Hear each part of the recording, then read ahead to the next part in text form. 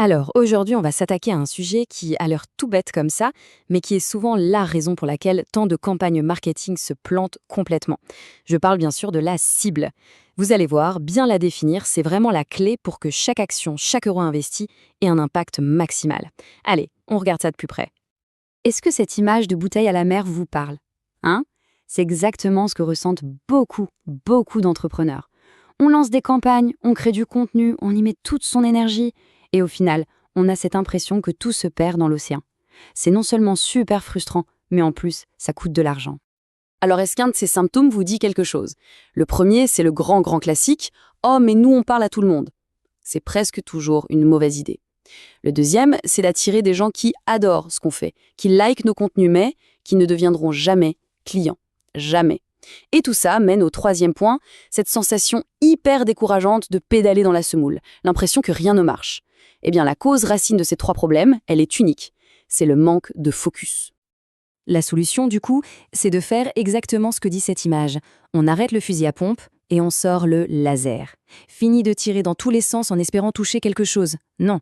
Maintenant, on va viser. Et pour ça, il y a une étape cruciale. Définir une cible prioritaire. C'est-à-dire le groupe sur lequel on va mettre toute notre énergie. Voilà la définition. Et il y a un mot qui est absolument crucial là-dedans. Le mot, c'est priorité. Je le répète, priorité. Parce que définir sa cible, attention, ce n'est pas faire la liste de tous les gens qui pourraient un jour peut-être acheter notre produit. Non, c'est faire un choix stratégique. C'est décider quel groupe on va aller chercher en premier, avec une offre pensée pour eux, un message qui leur parle et des actions spécifiques. Et là, on voit parfaitement la différence. D'un côté, l'idée fausse, le piège, penser à tout le monde qui pourrait acheter, c'est vague, c'est immense. Et de l'autre, la réalité stratégique, c'est le groupe sur lequel on mise maintenant. Pas dans un an, pas un jour, mais aujourd'hui avec les moyens qu'on a. C'est un vrai pari, un choix conscient et assumé. Ok, mais on peut se demander pourquoi faire ce choix? Pourquoi est-ce qu'on irait se limiter comme ça? Eh bien justement, parce que ce focus, ce n'est pas du tout une contrainte. C'est tout le contraire. C'est un véritable super pouvoir. C'est un avantage concurrentiel hyper concret. Et concrètement, qu'est-ce que ça rapporte? Premièrement, on arrête de s'éparpiller. On met son énergie, son temps, son argent, qui sont toujours limités, on est bien d'accord, là où ça va vraiment compter. Deuxièmement, on peut enfin créer un message qui touche les gens, qui résonne, parce qu'il ne s'adresse pas à tout le monde et n'importe qui, mais à un groupe avec un contexte bien réel.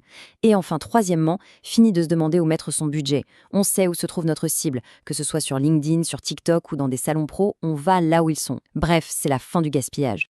Bon, tout ça c'est bien beau, mais comment on fait concrètement? Comment on choisit cette fameuse cible? Alors attention, ça ne se fait pas au doigt mouillé en sortant une idée de son chapeau. Non, il y a un cadre, une méthode pour prendre une décision intelligente et surtout pour ne pas tomber dans les pièges classiques. Regardons un peu ce tableau, il est très parlant. À gauche, c'est le piège classique dans lequel presque tout le monde tombe. On définit une cible hyper large, genre les PME. Résultat, le message est plat, il ne parle à personne et l'acquisition coûte une fortune. Et à droite, on a la solution. On choisit une cible en se basant sur des critères clairs. On est super spécifique. Par exemple, pas les PME, mais les cabinets d'architectes parisiens de plus de 500 000 € de CA. Et là, tout change. Le message devient chirurgical, l'acquisition est efficace et on peut mesurer les progrès. La différence est juste énorme. Et tout se résume à cette question. C'est la question stratégique à se poser. Quel segment représente le meilleur compromis entre la valeur qu'il peut nous apporter, la facilité à le contacter et sa rapidité à prendre une décision? C'est un arbitrage. Par exemple, oui, les grands groupes ont des budgets énormes, mais si le cycle de vente dure 18 mois, ce n'est peut-être pas la meilleure cible pour commencer. Alors qu'une start-up en pleine bourre, qu'on peut joindre facilement sur LinkedIn et dont le boss peut dire oui en une semaine, c'est peut-être un bien meilleur pari pour démarrer. Il faut trouver cet équilibre parfait. Juste une petite clarification parce que c'est une confusion très courante. Cible versus persona. C'est simple en fait. La cible, c'est le groupe stratégique qu'on a décidé de viser. C'est le qui au niveau macro. Le persona, lui, c'est un profil type, un portrait robot d'une personne à l'intérieur de cette cible. Ça nous aide à rendre notre communication plus humaine, plus concrète. Mais l'ordre est clair. On choisit d'abord la cible et ensuite on crée le persona. Et là, il y a forcément une question qui vient à l'esprit, elle revient tout le temps. Ok, mais est-ce qu'une seule cible, ça suffit? Est-ce qu'on ne risque pas de se fermer plein de portes? La réponse est très claire. Il est beaucoup plus efficace de choisir une seule cible prioritaire pour une période donnée. La stratégie, c'est focus d'abord expansion ensuite. L'idée, c'est de devenir le roi ou la reine d'une niche. On se donne, disons, 6 à 12 mois pour devenir la référence incontournable pour ce groupe très précis. Une fois que c'est fait, qu'on a un flux de clients régulier et rentable avec eux, alors, et seulement à ce moment-là, on peut s'appuyer sur cette base solide pour aller attaquer un deuxième segment. Justement, parlons-en de cette peur. Parce que c'est souvent ça le vrai blocage. Cette peur de s'enfermer, de passer à côté d'opportunités si on se concentre trop. C'est un frein psychologique très puissant.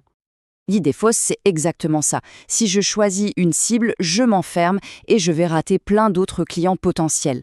C'est cette peur de devoir dire non à une partie du marché. Mais en fait, c'est une très mauvaise lecture de ce qu'est la stratégie.